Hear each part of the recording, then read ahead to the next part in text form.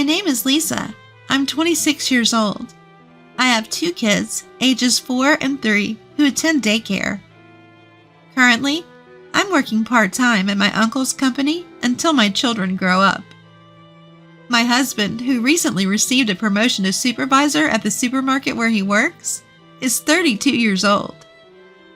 When he got the promotion, he was shyly happy, saying with a smile during dinner, "It somehow reminds me of when I received my first job offer." Our children, even though they didn't understand what was going on, seemed happy to see their parents having a cheerful conversation. It seemed like our family time was wrapped in happiness. Today, the promotion was officially announced, so I splurged a bit and bought some higher quality meat that my husband likes in celebration, and made a delicious meal while waiting for him to come home. However, when he came home, his facial expressions seemed different. I went to the door with our kids as usual and said, "Welcome home." But he didn't respond with his usual, "I'm home," and a smile. Our kids and I were puzzled, but I thought he might be tired, so I told him dinner was ready without making a big deal about it. While I was setting the table, my husband, who usually changes clothes and cheerfully comes straight to the dining table asking, "What's for dinner tonight?" sat at the table with a serious expression. And then, looking at the food laid out on the table, he said, "Hey, you! Is this supposed to be my celebratory meal?" I couldn't believe my ears. That's because he's never called me "you" before. Our kids didn't know how to respond to this unfamiliar version of their father and fell silent. Feeling the mood worsen, my husband continued to say things like, "You don't realize how amazing I am. I worked hard to become a supervisor. Do you understand?"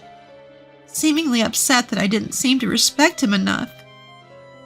I didn't want the celebration to turn sour, and more importantly, I didn't want our children to look anxious, so I tried to appease my husband. "I'm sorry. Thank you for always working so hard for us. We always appreciate it," I told him. He seemed a bit better after I said that, so throughout the meal, I tried to sprinkle words of appreciation and gratitude into our conversation. But he kept saying things like, "This meal isn't enough for my celebration." I was disappointed because I had splurged on expensive meat that we don't usually buy, and made dishes that my husband likes, thinking it would make him happy. But if he thinks the meal is modest, then I must not have met his expectations, I thought to myself, and tried to calm down. I figured his unusual behavior was due to being tired from his first day as a supervisor, and hoped he would be back to his normal self the next day. After the meal, I started cleaning up, relieved to see my husband talking to our children on the couch as usual. Usually, I can hear the 3 of them laughing, but it was very quiet, so I stopped what I was doing and listened to their conversation. I was stunned to hear what they were talking about. "If you want to be like Daddy, you have to study a lot. You'll have trouble in the future if you end up like Mommy, who doesn't study," he was saying. So I rushed over and stopped the conversation. "What kind of thing is that to say to the children?" I asked him, but he responded angrily, "It's not wrong. What's bad about it?" We'd never had a fight before, so I was at a loss for words. When I stayed silent, he sneered and said, "See, you can't answer, can you? You couldn't survive without me, could you?" "You don't want to live off of our children, do you?" I asked him. "What's gotten into you today? You're acting strange. You're not the type to say things like this, are you?" But my husband just replied, "I'm just saying what I've been thinking. I hate that you think you're on the same level as me." He made it sound as if the man I knew until yesterday wasn't his real self, but rather a facade he had been putting on. It was only then that I realized the man standing before me was my husband's true self. I was filled with an emotion I had never felt before. A mix of anxiety, sadness, and frustration at the shocking reality. At that moment, our eldest son, who is 4, said to me, "Mommy works a lot too." Who's more impressive, your part-time working mom or your dad, the big shot at his company? My husband scoffed at our son's silence, saying, "Can't you understand even at the age of 4? You must have inherited your mom's brains as well as her looks." Thinking he was being scolded, our son looked down, tears welling up in his eyes. To distract the children from the situation, I suggested with a smile, "Shall we take a bath together?" Usually it was my husband who bathed the kids, but they were thrilled to take a bath with me instead. Our eldest son, who usually insisted that I help him undress, quickly started to take off his clothes on his own, and our 3-year-old daughter followed suit, trying her best to undress herself. After helping her a little, her clothes came off, and I praised her with a smile, saying, "Well done." She looked very pleased with herself.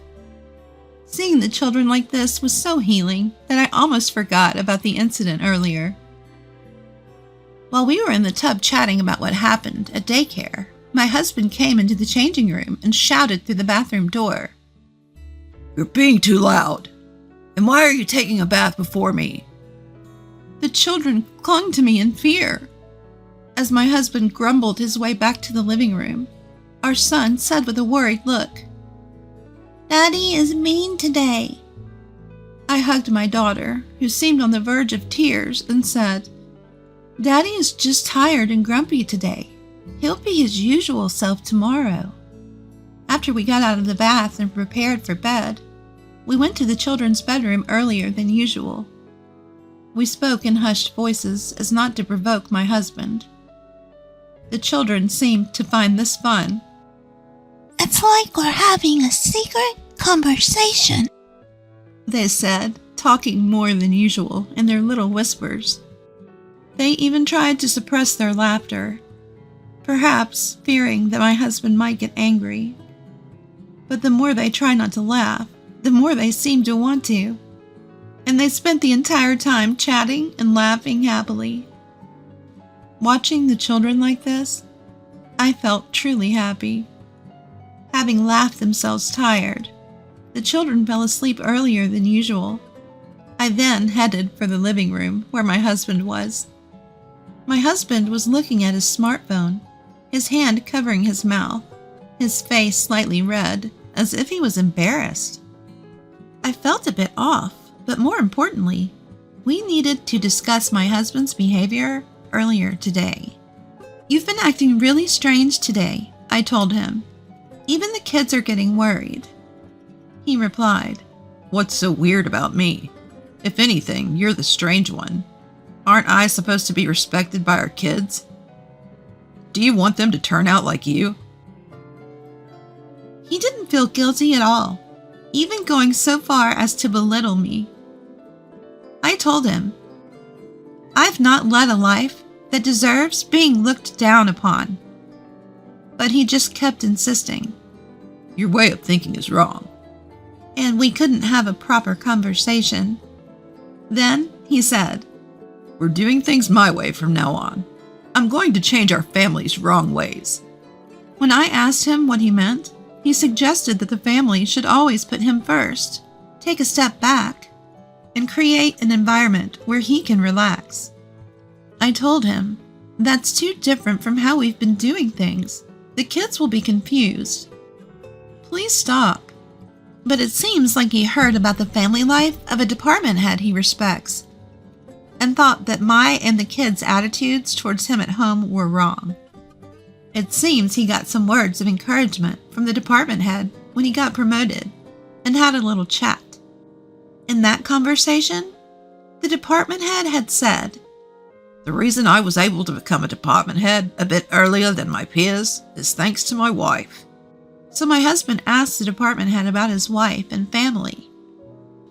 The department head's wife doesn't let him do anything, allowing him to focus solely on his work. This hasn't changed even after their child was born, and she manages all the housework and childcare perfectly. Their child, apparently, wants to be just like their father, too. Hearing this, my husband seemed to think that the reason his promotion came later than his peers was my fault. He now believes that if he makes our family like the department head's family, he can catch up with his peers and get promoted earlier. I didn't say it out loud, but I thought to myself that it wasn't my fault, but rather his work wasn't being appreciated. I felt so drained all of a sudden. As I was heading to the bedroom to sleep, my husband stopped me. The moment I got promoted, I've been admired more than ever by the part-timers and temps. As soon as I became a supervisor, my phone never stops buzzing, he said, a hint of blush on his face. Then he said, "You should be more grateful you've got such a popular guy for a husband." Misunderstanding the fact that people were relying on him means he's popular. I had my doubts about what he said, but I was too exhausted, so I just said, sure, and went to the kids' room. I got into the kids' bed and decided to sleep there. The next morning, I was disappointed to find that yesterday wasn't a dream. When our son casually said, Good morning. to my husband, he suddenly yelled, "It's good morning, sir," to your father. Our daughter, startled and scared, burst into tears, and our son, holding back his tears, said, Good morning, sir. Seeing this, I yelled, "Don't shout at them for greeting you as they always have." But my husband yelled back at me, "Didn't you understand what I said yesterday? You should be grateful just to be with someone like me." He continued. In front of the children, our eldest son, who had been holding back his tears as he had never seen such a quarrel before, also started crying. I couldn't help but join them in crying due to a mix of anger and sadness. Seeing this, my husband exclaimed, "What a depressing start to the morning," and left for work without eating his breakfast. As I was comforting the crying children, our eldest son caressed my head and told me, Don't cry, Mom. Wiping away my tears, I hugged the children tightly and assured them with a smile, I won't cry anymore. Then I prepared for my work and got the kids ready for daycare before heading out. When I was with the children, I could act cheerfully, but when I was alone, I felt incredibly down. I can't help but think about how to restore our family to its previous state of happiness. The company I work for is a consulting firm run by my uncle. My uncle is my mother's brother.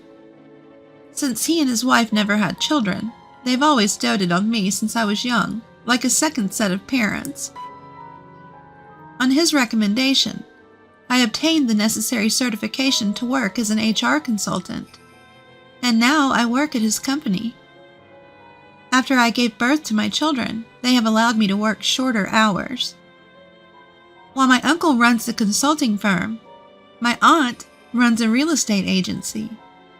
Our apartment is rented from her real estate company. When I arrived at work, my uncle noticed my tear-streaked face and expressed his concern. I brushed it off with a smile, saying, I just couldn't help but cry when I saw the kids off to daycare. But I think my uncle saw through me. He kindly told me, "Don't hesitate to talk to me if you need anything," while patting my head. Once again, I held back my tears and got on with my work. After finishing work at 3 p.m., I bid farewell to my colleagues who were still working and went to pick up my children from daycare. We then headed to the supermarket for groceries. The supermarket is also where my husband works. I am familiar with the staff, so I greet them as I shop. A part-time worker, who usually chats with me, congratulated me on my husband's promotion to supervisor. I responded, "Thank you. It's all thanks to all of you. Please continue to support my husband. Usually, this part-time worker would engage in some small talk, but today she approached me with a serious expression. Just as she was about to say something, my husband, who happened to be in the store, caught her attention, and she quickly returned to her duties. My husband told me, "Don't interfere with a part-timer's work. Finish your shopping and go home." I thought I might have indeed disturbed her work, so I simply replied, "All right," and started shopping, pulling along our child's hand. After finishing shopping and waiting in line for checkout, I saw my husband talking to a young female part-timer at a distance that seemed too close for just work-related conversation. I brushed it off and continued with the checkout when my daughter went over to my husband and the part-timer. My husband shooed her away with a dismissive hand gesture. She returned to me with a saddened expression. As I looked at my husband, he and the part-timer went into the back of the store through a door. My woman's intuition was at work, and I had a bad feeling. But more than that, my mind was filled with the question of how could I restore my family to its previous happy state. After doing the shopping, I got home, let the kids play, and pondered while preparing dinner. But no good ideas came to mind. I thought about consulting my uncle, but I decided to think more about it because it's about my own family. I told myself that there must be a way out. I had dinner ready by the usual time my husband gets home, but no matter how long I waited, he didn't come back. I thought I would just get scolded if I called him, so I waited for him to come home without calling. I ate dinner with the kids first, took a bath together, and finally, when the kids were asleep in their bedroom, my husband came home. His working hours are from 8 a.m. to 5 p.m., and the store closes at 8 p.m. I wondered if he had to work overtime. So I didn't ask anything and just reheated dinner. However, my husband said, "I don't need dinner today. I've already eaten." So I silently turned off the stove and cleaned up. When I glanced at my husband, he seemed to be exchanging messages with someone on his smartphone. He noticed my gaze and began to make excuses, even though I didn't ask, saying, "Listening to the employees' concerns is also a part of a supervisor's job." At that moment, I felt my woman's intuition was getting closer to the truth. Something's fishy, I thought. I felt like my husband was no longer the man I loved, and I was overcome with sadness. My heart ached sharply. My heart rate quickened, and I felt constricted. I can't restore my happy family by myself. As my suspicion that my husband may have a woman he likes approaches certainty, my goal of restoring a happy family seems to be drifting away. My legs started trembling, so I said goodnight to my husband and decided to sleep in the kids' bedroom again, but I couldn't sleep, and morning came. The kids remembered what happened yesterday morning and said, "Good morning," politely to their father. I saw my husband off to work after breakfast saying, "Have a good day." During the sleepless night, I was thinking about how to restore my family. To do that, I concluded that I must bring back my husband's feelings towards the family. So I decided to study cooking more and work harder on housework to win back his feelings. However, my husband started coming home late almost every day and stopped eating at home. I thought I should not provoke him now and did not discuss it with my husband. No, maybe I was scared to find out that my husband's feelings were no longer with me, and I might not want to hear harsh words from my husband. So I started to avoid conversation as much as possible. One day, when I was sleeping in the kids' bedroom as usual, I heard a conversation in the living room as if my husband was talking to someone. Even though I thought eavesdropping was bad, I quietly approached the living room door and listened to the conversation through the door. "It's okay, Mary. She won't find out. My wife is so oblivious." I realized that the woman my husband is thinking about now is Mary. "I really love you, Mary," he said. I was listening very calmly, as if I had given up on winning back my husband's feelings. I could give up my family for your sake, Mary." When these words came out of my husband's mouth, my mind went blank. I flung open the door and confronted my husband. "What do you mean by giving up your family? Are you saying you'll abandon not only me, but also our children?" I yelled at him. My husband quickly hung up the phone, his face slightly flustered. But the next moment, he had a defiant attitude. "You'd have a hard time with 2 kids if we divorced, so just silently accept that I'm seeing her," he said. "What are you talking about? There's no way I can accept that. It's not a parent's place to talk about abandoning their children." I couldn't hold back any longer, even though I was worried about waking up the kids. I couldn't stay calm, and I raised my voice to my husband. My husband, who had never seen me argue back so much, was taken aback, but he took a deep breath and shouted back at me. "Who do you think you are, working part-time? If you're so bitter, stop leeching off me. Don't you dare defy me." The next moment, our eldest son went up to my husband and cried out, "I hate you! Get out!" My husband said to our eldest son, "You guys are the ones who should leave." I stood in front of our son and said, "Don't be so harsh on the kids." I thought our son would cry even more, but he was glaring at my husband with an angry face. My husband took out an envelope, likely from the government office, from his bag, and handed it to me with a smirk. Inside the envelope was a divorce paper. "You guys get out. I'll give you 2 days. Be out by then." Saying that, my husband packed his things and left in the car.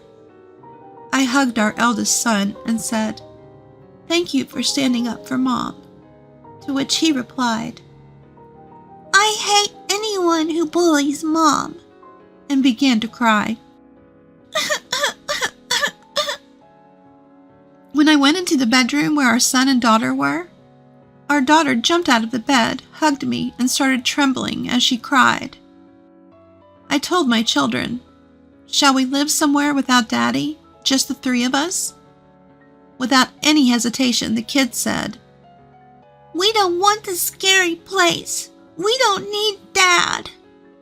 Their decision as little kids might change someday. However, living with someone who can easily say that he will abandon his children for the woman he loves will never lead to the happiness of the children. On the contrary, it might hurt the children physically and mentally. I thought the first priority was to separate the children from my husband as soon as possible. So even though it was late at night, I called my parents and told them everything that had happened.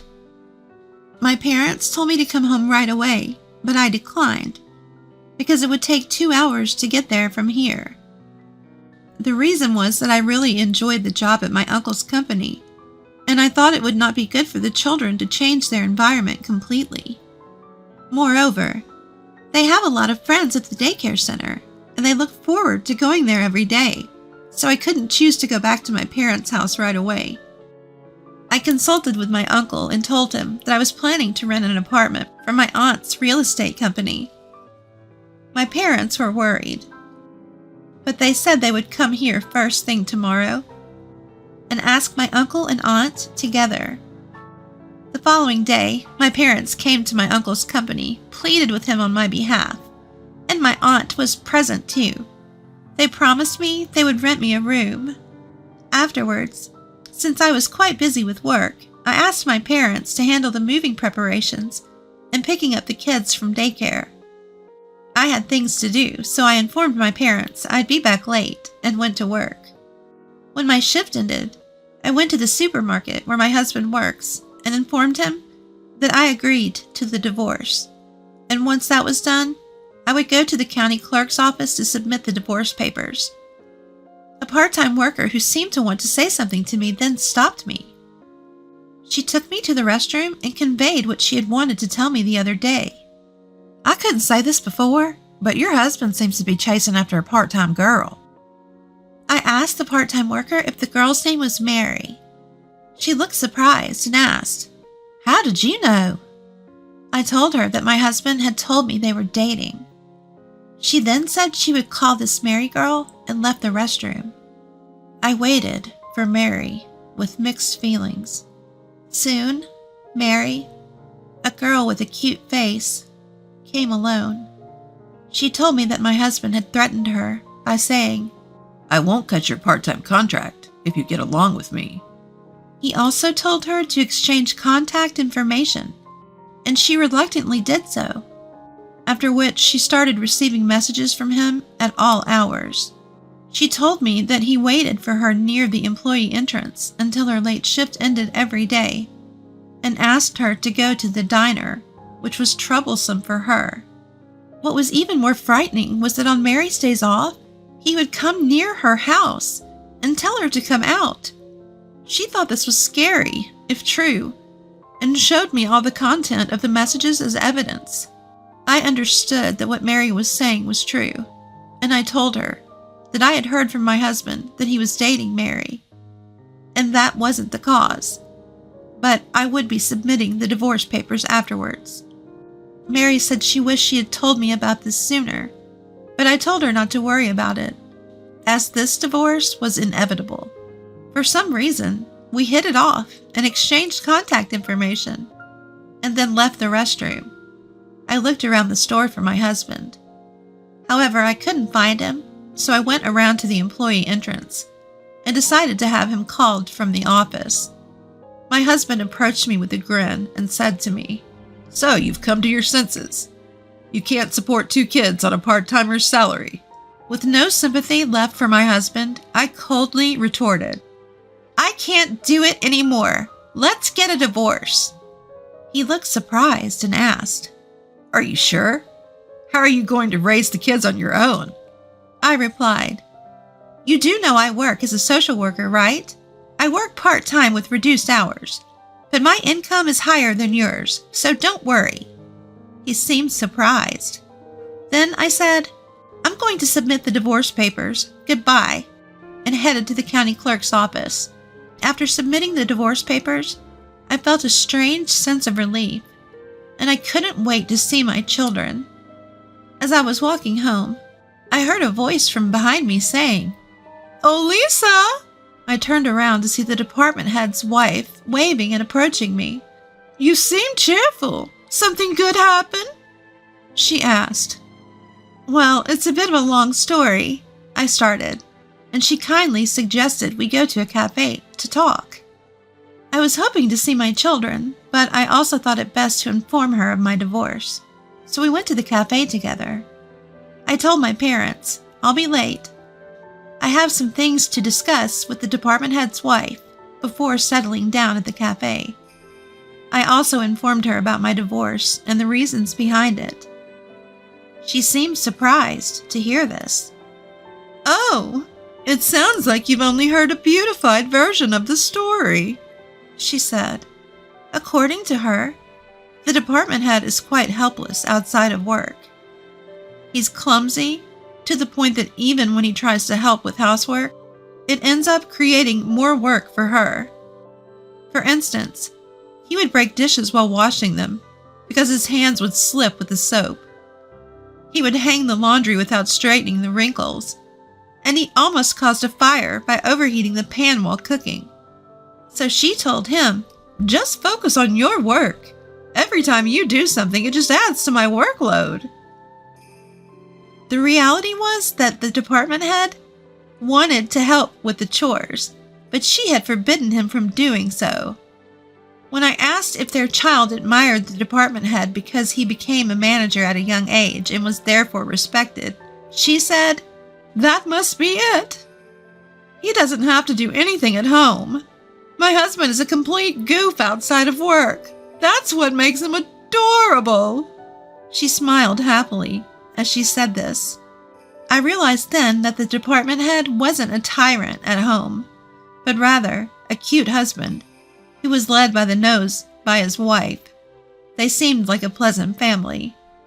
I also discussed my concerns about what Mary was going through with my husband. I spoke to the department head's wife about Mary without her permission, considering Mary's safety. I knew her father was an executive at the supermarket where my husband worked. I was certain that her husband, who was eager for promotion, would succumb to pressure from above. The department head's wife said that if this was true, it would be a violation of company policy and needed to be investigated, so we ended the conversation there. Before we parted, she said to me, "You and your children have the right to happiness. If anything happens, let me know." And we exchanged contact information. When I hurried home, the house was already empty. "We've finished preparing for the move. Let's go to our new house," he said, and we got into the car and headed to our new house. My aunt's employees had helped, and my mother had decided where to place the furniture, so we were ready to start our new life right away. What surprised me more was the size of the living room and the number of rooms. Each of our children now had their own room. There was also a room for my parents to stay when they visited. I thanked my aunt and uncle for renting us this place at such a low rent. "You really don't need to pay any rent," my aunt said, but I was grateful even for the reduced rent. That night, we celebrated the divorce and the move with those who had helped us.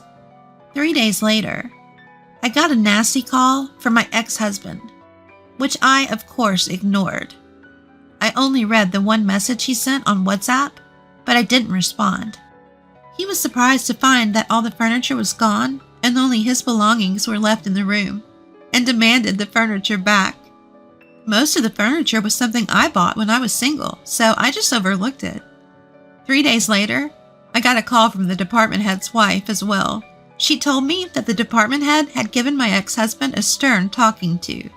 Apparently, he was left in a state of shock, his face pale, after being told to live in regret for the rest of his life because there was no turning back. After that, Mary and her parents went to the headquarters compliance department, explained what had been done to her by my ex-husband with evidence from their WhatsApp messages, and submitted call recordings as new evidence. It seemed that this was suggested by the department head's wife to Mary.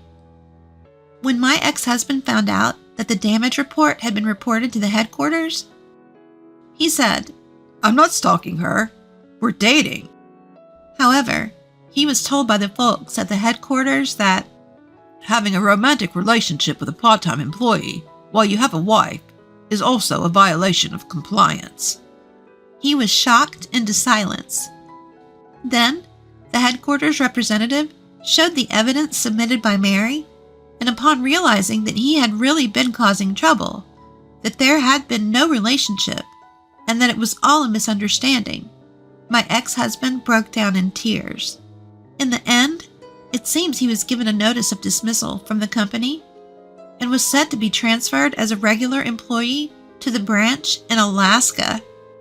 After that, it seems my ex-husband went to report our divorce and demotion to his in-laws.